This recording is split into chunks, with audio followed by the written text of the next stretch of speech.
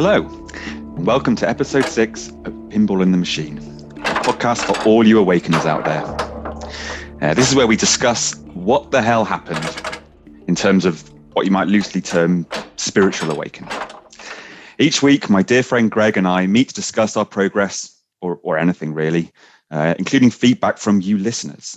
Hopefully, in talking about these things and sharing our experiences, we can reach like-minded people and provide reassurance or hope, or just a bit of love. I'm Tom, and I'm here with Greg. Greg, what's going on in your world? Hi, Tom. Well, it's been kind of interesting. Had a couple of, I guess you might call them energetic upgrades in the last week, which is something we're bound to get into down the line. But it's a sort of day usually when you're not sure what the heck's going on, and then the next day you wake up with sort of magical powers, it seems, or you're really plugged in, whatever. So it's been a little bit of that this week, some really good meditations going on. And also some great news from one or two people who've contacted me to say that they've, for the first time, been able to meditate and get a result. So hurrah. Amazing. I have a little diary, and I don't write much in it. It's like a one-liner for each day, but I can see the days going backwards where I've had one of those. You just, you're just like, oh, what is going on? I've kind of been thinking about almost kind of mashing together sort of mindfulness and I don't know, like stoicism on this subject, because, pardon me, with mindfulness, you kind of taught, aren't you, just to observe things. Oh, that's a thought. Oh, that's a feeling. And it's often designed to maybe help you through a day like that. But actually, you can almost flip it, can't you? And actually recognize that it's a really good sign if you're having a day like that. It is, but it doesn't feel like it on the day. Oh, no. And and yet it's not bad. It's just something that you haven't experienced before. And it's like, what is this? Yeah. And that's the thing about where we're going today. I think it links with labeling, is we need to put a name to the thing so we can understand the thing, but the thing knows what it's doing. Yeah. And if you can start to recognize those days, there's actually almost like an anticipation of what's it going to be? What's it going to do? Well, that I thought was the case, except this last few days ago when I had the big one, I guess, it was different to how it had been before. So I was thinking if I had the pattern, I'd know what was going on, and it threw me a complete curve. And I just had to go with it. I thought I didn't struggle at all. I wasn't worried about it. I just thought, wow. And then the next day, bingo, all my lights were on. Brilliant. Yeah. I think that a lot of people will relate to that experience. More and more, I think. Yeah. So, can I give you a question? Oh, so go on then. I'm going to call them the wakies. I think that's the term I'm going to use for our love. The wakies. It's a term of endearment. We'll see how they react to it. Effectively, anyone. If you get asked for a lock of your hair, that's not a good sign. No. I mean, anyone that's listened to all 5 previous episodes and is still listening, I think is definitely a wakey. Okay. So on your head be it, may I say. So this one is from my friend Paul, and it's a really simple one. He just says, is there an end to this? And what do you think it is? Wow. Now there's a physicist, right? Where are we going? I guess for me, the end point is getting to the all that is, but that's just the beginning. So there are no limits, which takes us back to the feeling mind. When the heart truly connects, it's all there. It's getting out of the head. I hope if there is a true endpoint that I never get there in this lifetime, because the trip is the thing. That's so nice. I'm with you there. I don't want there to be an endpoint. You just have to look back and just look at the upgrades you've had in your lifetime, Yeah. especially in the last couple of years, right? Yep. That's been and you think, where could it go? Well, does that matter? Does it matter? Well, I'm a rabbit hole dweller by nature. So, show me a subject I like and I'm down there in the rabbit poo. So for Paul in particular, when he's asking this, he's trying to focus in on something, isn't he? He's trying to. That would bring us to intent. Okay. Then I think. So yeah. Let's cover that then, because what we're going to do this week is continue on from where we left off last week in terms of actually trying to physically describe what we do. So just so that people who are interested can maybe think about it or explore it themselves. But how do we actually practice this form of meditation or whatever you want to call it? Okay. So, all right. So if we stay with Paul's question and we go into the labeling thing, because that's what we're doing. We're saying, well, what is the end? What does it look like? Let's say, or is there an end and what is it? Then it brings us into labels, which links with where we left it last time, where, we're talking about allowing and waiting and that big distinction between the two, because by allowing, and that means we don't know, we engage with the Tao, and the Tao is often referred to as the way. So the way is all that is.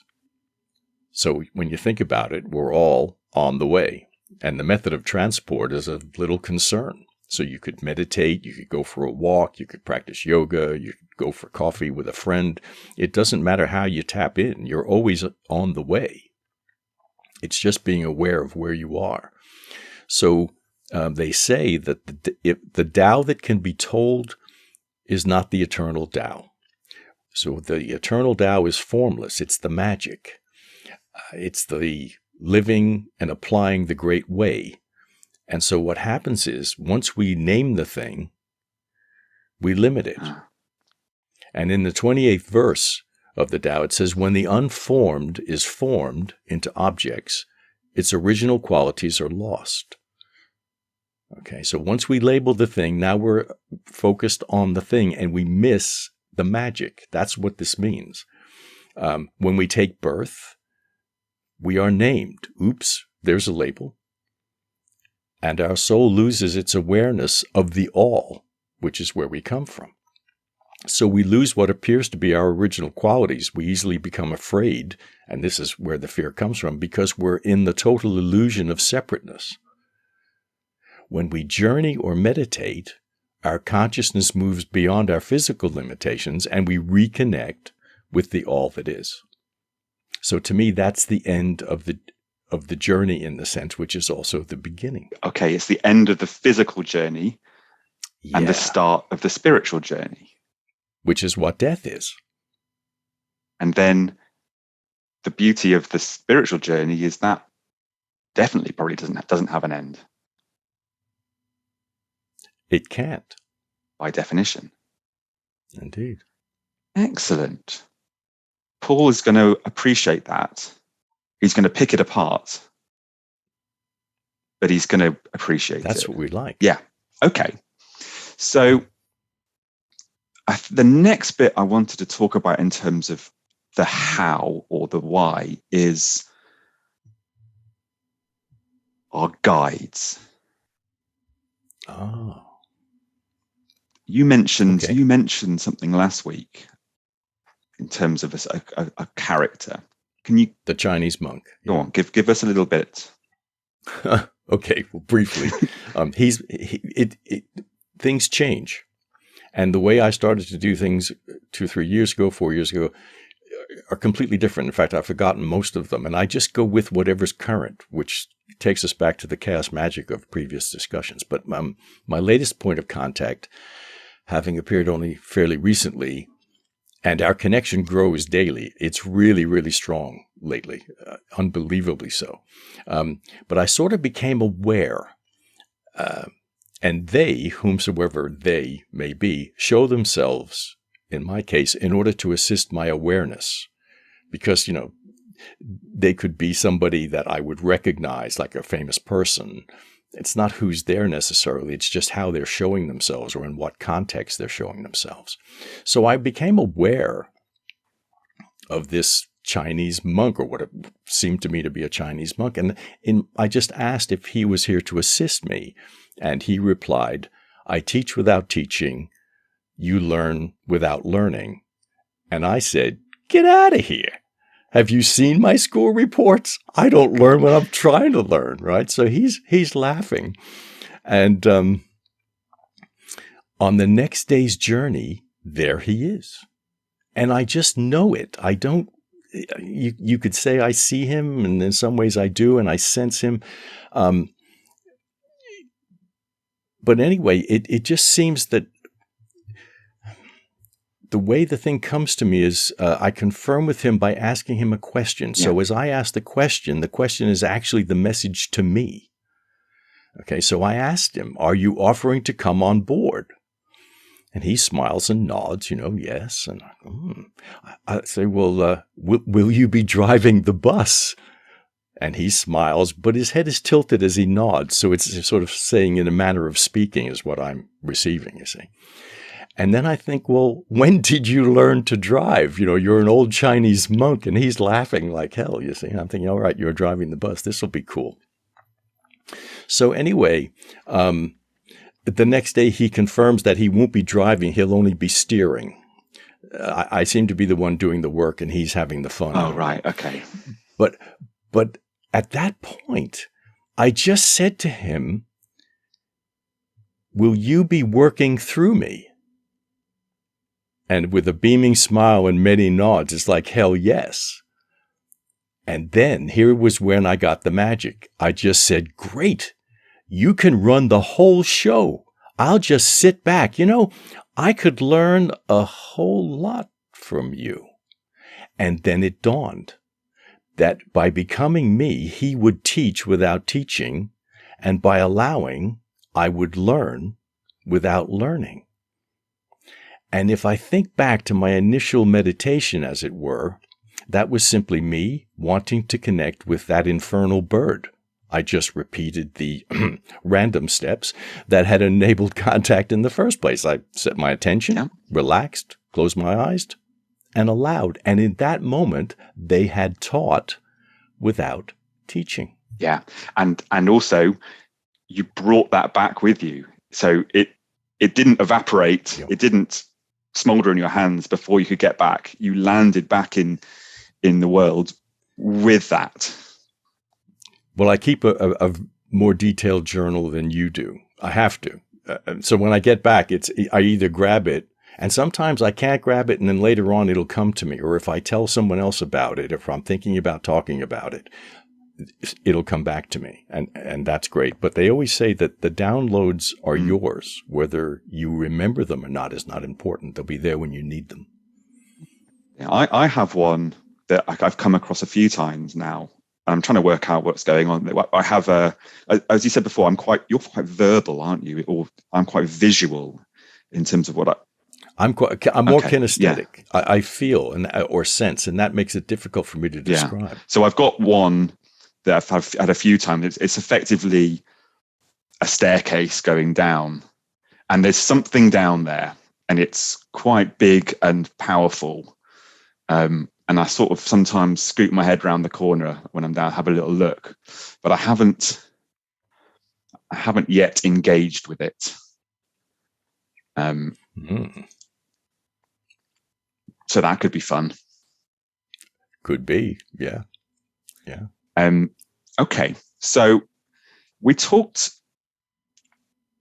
a bit about intent there, and I think that there's probably more that we can discuss. We can probably do a lot on that next week as well. But let's do a little bit on intent now, because that's something that we've been talking about probably the last 4 or 5 months. I think we kind of rumbled that one and have been trying to work out. So go on, give me your 10 cents on intent.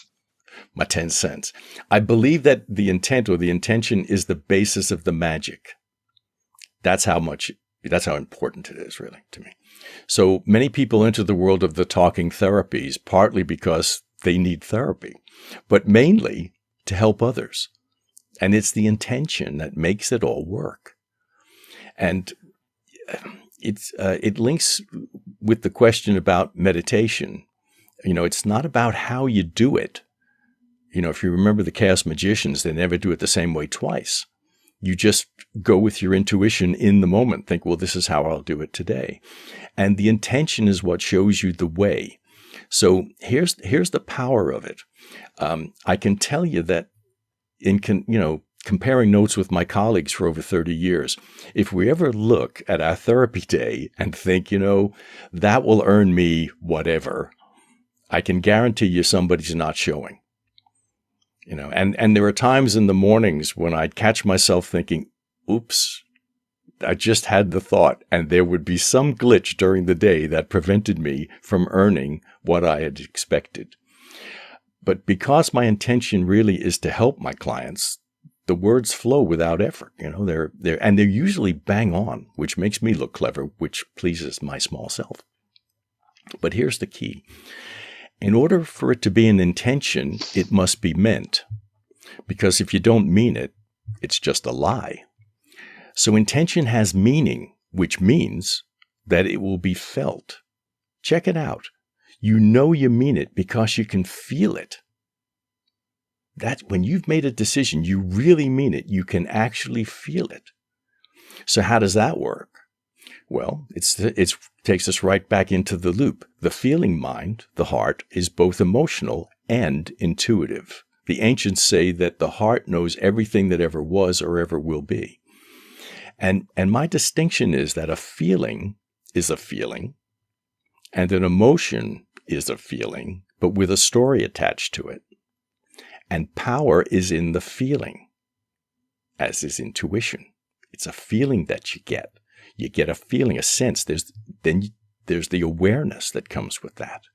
So down the line, you get the thought. And you say, oh, yeah, that means blah, blah, blah. But your mind's already done all the hard work. Yeah. Right? So you must feel the awareness rather than describe it. And it's one of those things that when you open up to it, it becomes easy. But when your heart is closed, as Ram Dass says, when your heart is guarded, you don't get fed. Yeah. And once you open your heart, it all just happens. And by the way, the heart, being the feeling mind, I should mention here probably that it's limitless. It's the connector to everything that is, was, or ever will be. So it's kind of like the hotline to the far worlds. Yeah. And the Institute for Heart Math in California has discovered that the heart has its own brain cells.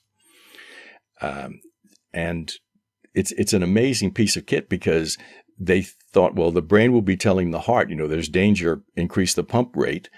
But what they found was the heart was informing the brain far more than the brain was informing the heart. So this really threw them, and then they got serious about the heart.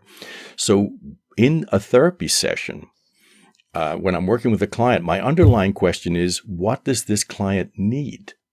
Now, if the answer comes back shooting, that's not too good a sign. But anyway, if we look at it seriously, or as seriously as I ever look at anything, the underlying intention opens the gateway to all that is. So my question is, what does this client need? Everything in my mind now comes online with that intention, and the words just flow. Yeah. Yeah. And that's the magic. I don't know what I'm saying half the time. Yes. Oh, I know. Just like now. Oh, I know that. I know that well, Greg. I like, you mentioned there, sort of the idea that this is almost like sort of ancient knowledge. And I recently I've been kind of playing with that phrase.